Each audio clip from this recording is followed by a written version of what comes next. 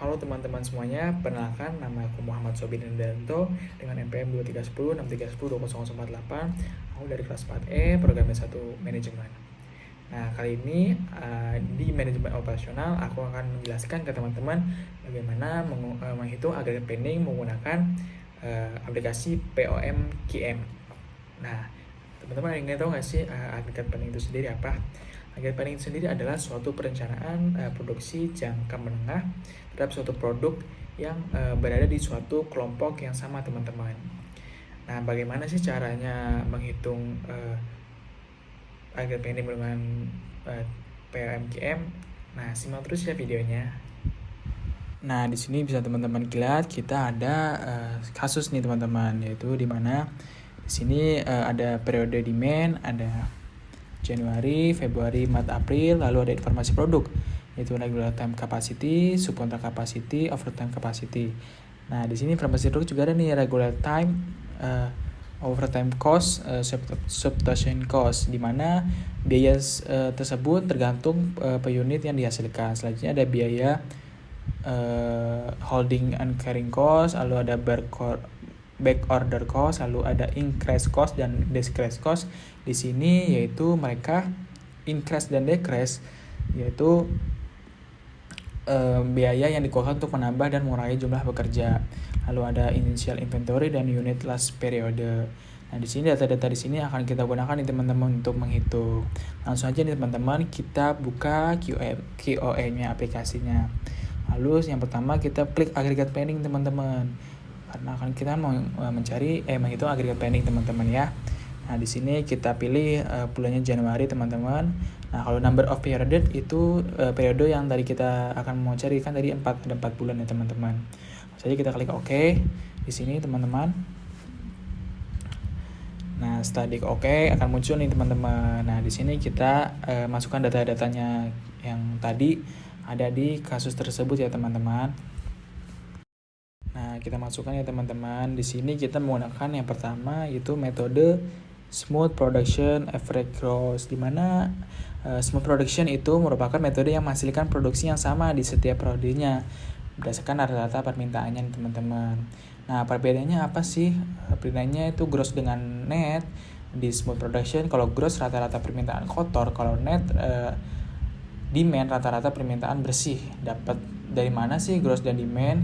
Yaitu gross demand dikurangi nilai initial inventory. Karena di sini initial inventory yang 0, maka dua metode ini akan menghasilkan biaya yang sama nih teman-teman. Walaupun kita cari dengan short-tag yang berbeda, short-tagnya baik berdekatan loss sales akan sama tetap. Nah, di sini bisa kita lihat teman-teman ya, hasilnya di sini Januari demand-nya 1.300, regular time-nya production 1.425. Itu memiliki kelebihan ya teman-teman di inventory. Kita masuk di inventory NPD yaitu 125. Selanjutnya di Februari juga 1900 dikurangi 1425. Di mana kekurangan yaitu kita masukkan di shortage yaitu 350. Selanjutnya juga bulan Maret 1500 dengan 1425 itu memiliki kelebihan 175. Lalu kita tambahkan saja di shortage-nya jadi 425 teman-teman. Nah, itu kita bisa lihat nih hasil totalnya nih, total cost-nya itu 43.375 ya. Dan regular time-nya 39.900. Nah, langsung aja kita ubah nih ke metode chase current. Kita ubah ya teman-teman di metodenya, langsung aja kita solve lagi. Nah, di sini kita lihat nih. Nah, aku mau jelasin dulu chase current itu apa. Kalau chase current yaitu merupakan metode yang akan membuat jumlah produksi yang identik dengan jumlah permintaan. Karena metode ini memungkinkan adanya perubahan jumlah produksi reguler dengan menambah atau mengurangi karyawan nih teman-teman. Bisa teman-teman lihat di sini di bulan Januari 1.300 demand-nya, permintaannya, regular time-nya 1.300 ya. Jadi unit irigasinya 0.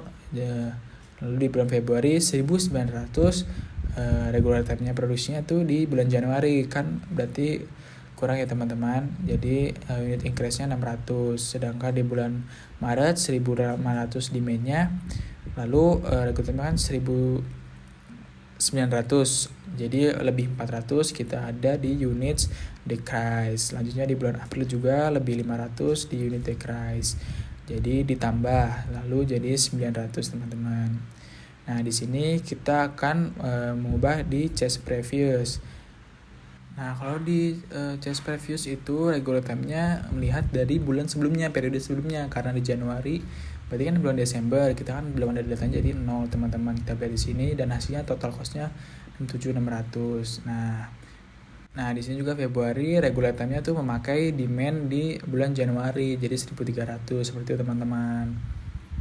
Nah selanjutnya kita akan menggunakan beralih ke smooth production average gross, tapi short text-nya kita ganti ke low sales.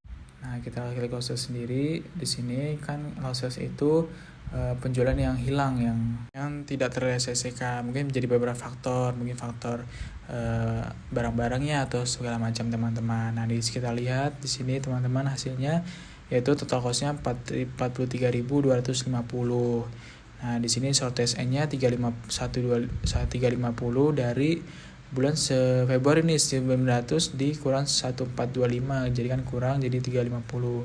Nah selanjutnya di bulan Maret itu kenapa 75? Karena itu tadi yang bulan lalu tidak usah dimasukkan, jadi dilupakan saja. Jadi ya dia di bulan Maret 75, dari 1500 dikurang 1425 seperti itu teman-teman, tapi tetap di total unitnya 425. Perbedaan dari loss sales dengan back order seperti itu teman-teman. Nah selanjutnya kita beralih ke chase current menggunakan last sales, sama juga dimana di sini kita bisa lihat hasilnya teman-teman ya, kita solve. Nah di sini tuh unit decrease-nya 400 dan 500 di bulan Maret dan di bulan April. Maret itu dari 1.500 dikurang regular time-nya 1.900 karena berarti kurang 400. Dengan April 1.000 dikurang regular time-nya 1.500, jadi kurang 500. Nah sedangkan itu tadi kalau di last sales penjualan di mana penjualan di bulan sebelumnya tidak dibawa atau hilang saja seperti itu teman-teman. Nah di sini totalnya cost-nya 48.300 untuk chase current. Nah selanjutnya kita ubah nih teman-teman di chase previous. Nah di sini kita lihat menggunakan last sales sama seperti itu. Di mana bulannya Januari kita pakai regular time-nya 0 karena di periode sebelumnya. Lalu juga sama di Februari menggunakan periode 9 Januari. Nah di sini total cost-nya 56.300, ternyata lebih besar kalau chase previous ya teman-teman. Nah di sini bisa lihat teman-teman kalau chase previous itu menggunakan data atau sebelumnya, periode sebelumnya seperti itu teman-teman. Nah bagaimana teman-teman, mungkin itu adalah penjelasan singkat dari saya mengenai perhitungan aggregate planning menggunakan aplikasi KM di POM KM. Nah bagaimana teman-teman, semoga dengan itu bisa membantu teman-teman dalam mengerjakan atau menghitung aggregate planning. Terima kasih teman-teman. Wassalamualaikum warahmatullahi wabarakatuh.